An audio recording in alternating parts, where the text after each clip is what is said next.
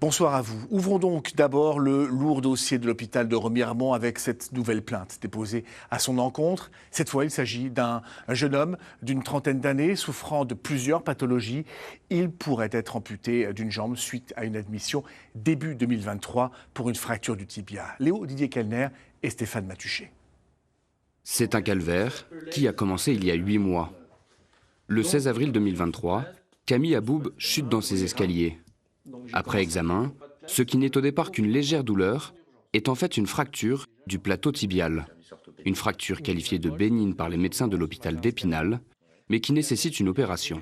J'ai demandé à être transféré à Nancy, là où j'ai un suivi qui est fait par rapport à un accident de travail que j'ai eu au même pied. Donc l'équipe là-bas me connaissent, j'ai été opéré 4 fois là-bas, ils connaissent mes pathologies. C'est une infirmière en plus qui est venue me leur dire 5 minutes après. Ils n'ont pas de place à Nancy, on vous envoie à Remiremont. Bon, ayant pas le choix...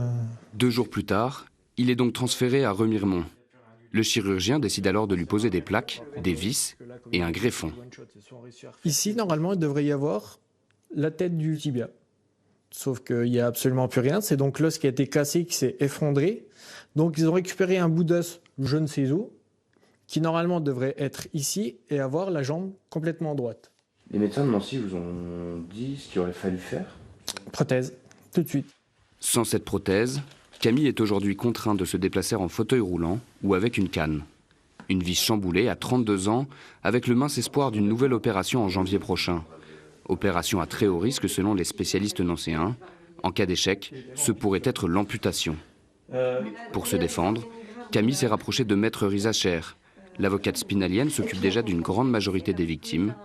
En plus de l'hôpital de Remiremont, elle a choisi cette fois de porter plainte directement contre le chirurgien.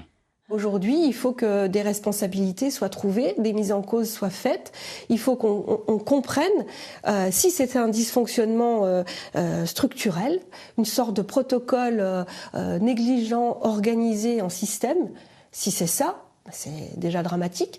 Si il y a un manque de formation, un manque de personnel, un manque de concentration, un manque de moyens, un manque d'éthique aussi peut-être, je ne sais pas, eh bien là, il faudra qu'on trouve les responsables. Contacté, l'hôpital de Remiremont n'a pas souhaité répondre à nos sollicitations. Les déboires de l'établissement ne semblent pas près de s'arrêter. Selon l'avocate, de nouveaux témoignages viennent d'arriver sur son bureau. On a déposé en novembre.